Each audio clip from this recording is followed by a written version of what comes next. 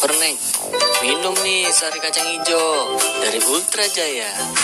Sari kacang hijau diproses secara higienis tanpa bahan pengawet dan pemanis buatan.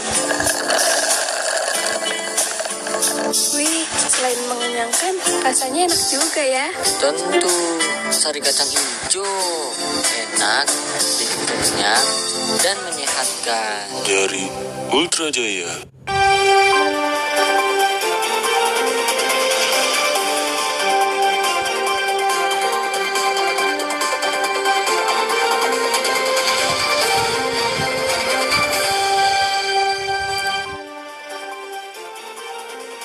Assalamualaikum warahmatullahi wabarakatuh. Lingkar FM 105 kembali hadir dan mengudara di ruang bacanya kamu.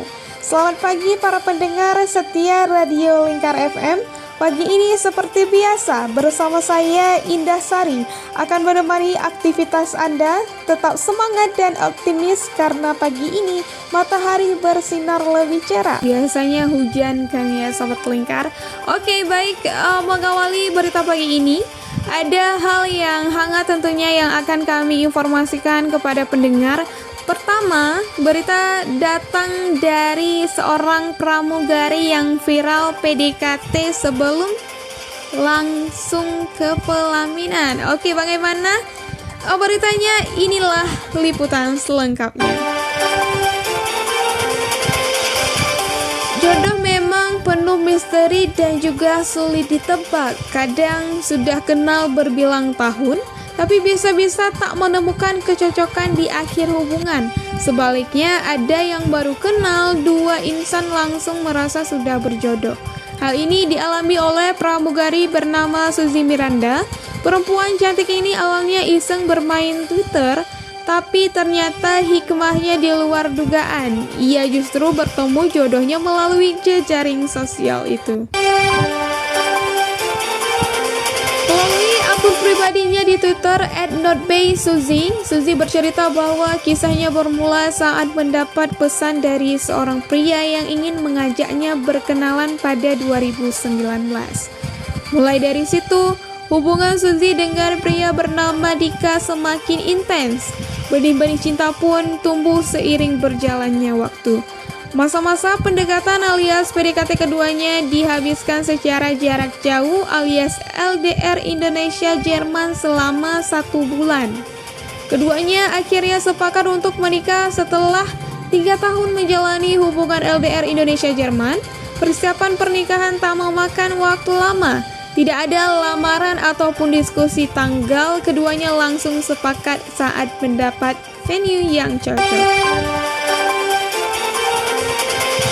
Beralih ke berita yang kedua, Sobat Lingkar, kalau tadi dari kisah pramugari yang viral bertemu jodoh di Twitter, kini kita beralih ke Arab Saudi yang rilis panduan haji online dalam bahasa Indonesia. Kementerian Haji dan juga Umroh bekerjasama dengan Otoritas Umum Wakaf Arab Saudi merilis 13 panduan haji dan umroh dalam 14 bahasa dunia. Salah satunya dalam bahasa Indonesia, seperti dilaporkan oleh kantor berita Arab Saudi SPA. Inisiatif ini dimaksudkan untuk meningkatkan layanan kepada para jamaah haji yang datang dari seluruh dunia dengan cara memberikan panduan dan arahan yang membantu mereka untuk dapat melaksanakan ibadah haji dengan maksimal. Panduan ini terbagi dalam 3 topik yang menjelaskan berbagai tahapan pelaksanaan haji dalam format yang mudah dipahami sekaligus menarik bagi para jamaah. Panduan elektronik ini tersedia dalam berbagai bahasa, yaitu mulai dari bahasa Indonesia, Arab, Inggris, Prancis, Urdu, Bengali, Malaysia, Hausa, Amharic, Farsi, Spanyol, Turki, Rusia, dan juga Sinhala. Hadirnya panduan ini sejalan dengan tujuan visi Saudi 2030 untuk meningkatkan fasilitas dan juga layanan bagi para jamaah haji yang datang dari seluruh penjuru dunia, hingga mereka dapat beribadah dengan tentram, aman, dan juga nyaman. Panduan yang tersaji dalam 14 bahasa ini berusaha menjawab berbagai pertanyaan dan kebutuhan para jamaah haji yang paling sering ditanyakan. Selain itu, panduan ini juga memberikan arahan untuk membantu terjaminnya kesehatan, keselamatan, dan terpenuhinya seluruh hak para jamaah. Berita ketiga, tidak banyak yang tahu, Sobat Lingkar, ternyata ada destinasi wisata alam menarik yang berada di Desa Sanghanyang Helet, Raja Mandala Kulon, Kecamatan Cipatat, Kabupaten Bandung Barat, tak kalah dengan destinasi lain. Objek wisata outdoor ini menawarkan suasana alam Bandung purba yang masih alami, namun sejak pandemi melanda selama 2 tahun, objek wisata ini sepi pengunjung. Bahkan sampai saat ini kunjungan wisatawan ke Sanghanyang Helet belum ramai. Faktor cuaca menjadi salah satu penyebab angka kunjungan wisatawan ke objek wisata ini masih rendah. Agus Darmawan menyatakan kunjungan wisatawan ke Sanghanyang Helet seperti kondisi normal disebabkan beberapa faktor, mulai dari orientasi minat wisatawan, promosi wisata, aksesibilitas, dan khusus wisata outdoor serta adventure, sangat bergantung kepada faktor cuaca. Sanghanyang Helet sering diguyur hujan sehingga angka kunjungan menurun, sebab lokasi wisata yang menantang dan juga curam ini tidak nyaman jika ditempuh saat hujan. Nah, bagi teman-teman semua, sahabat Lingkar semua yang penasaran dengan tempat wisata tersebut, silahkan mengunjunginya di saat cuaca cerah yang sahabat Lingkar, supaya aman dan juga terhindar dari hal yang tidak diinginkan dikarenakan tempat wisata ini agak sedikit mengacu adrenalin.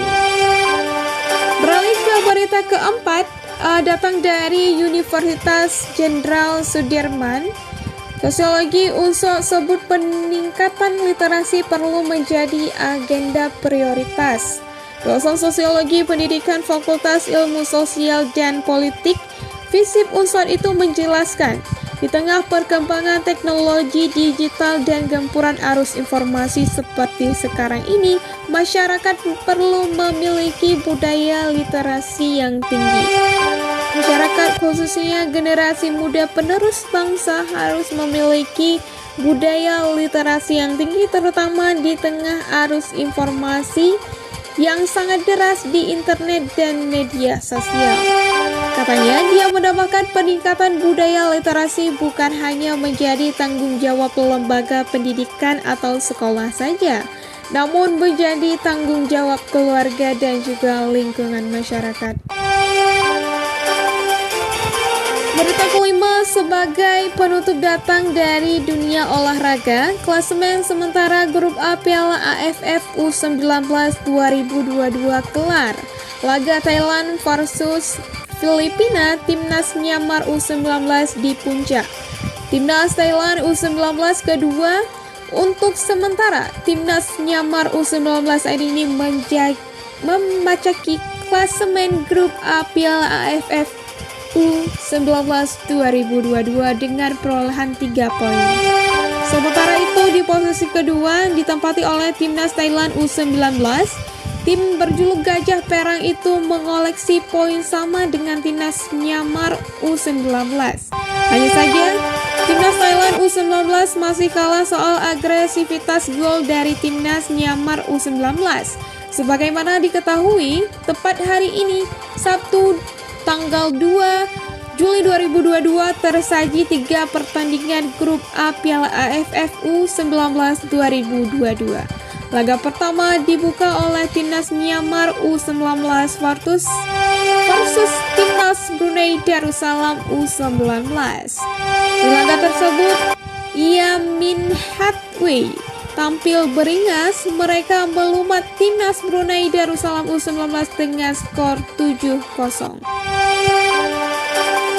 Di sisi lain, satu laga grup A Piala AFF U19 2022 masih berlangsung sampai saat ini, yaitu mempertemukan antara Timnas Indonesia U19 versus Timnas Vietnam U19 pemenang dari laga ini pastinya akan membuat persaingan grup A semakin ketat ke depannya.